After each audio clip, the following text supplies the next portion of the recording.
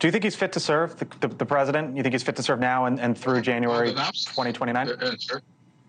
I think he is. You know, I'm 3 years the president's senior.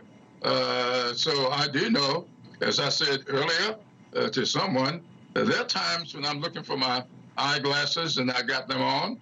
There are times when I'm talking to my children and call all three names before I get to the one I'm talking to.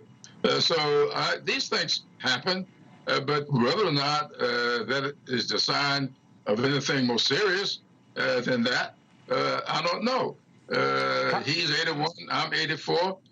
Neither one of us are where we were at 21 and 24. Congressman Doggett came out today, Congressman, and said it's time for the president to go.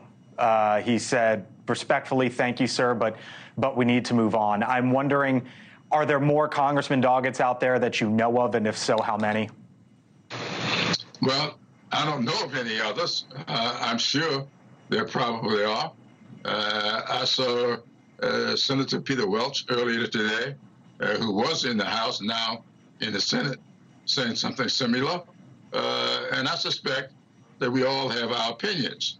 I don't share that opinion with the information that I have and what I saw Thursday night. And I just came off 2 full days in Wisconsin. Over the 2-day period, I did about 10 or 12 events in 3 different towns.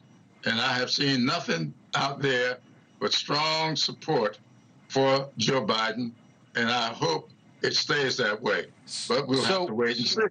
So, Congressman, let's talk about the numbers for a second, because a new CNN poll just came out, and it shows that not only is President Biden losing to Donald Trump and sizably down 6 in a heads-up race, down 6 in an expanded field, but when you look at the other top Democrats, well-known Democrats, the vice president, Pete Buttigieg, Gavin Newsom, Gretchen Whitmer, all running ahead theoretically in that poll.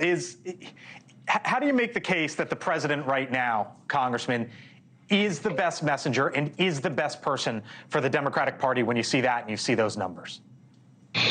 Well, I don't take those numbers too seriously. I'm glad to see them.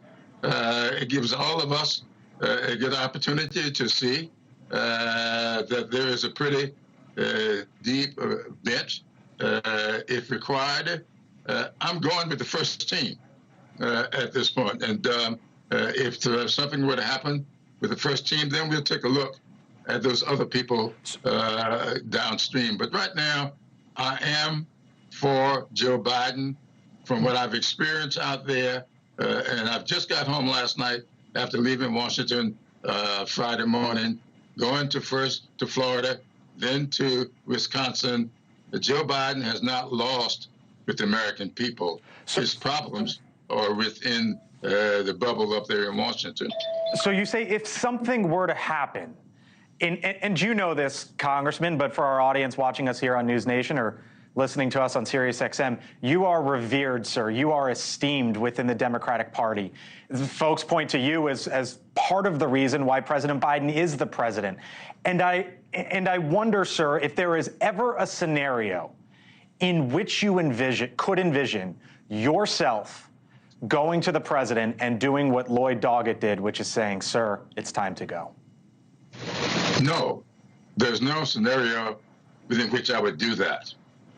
If the president were to ask me my opinion, I would give it to him as honestly as I know how to give.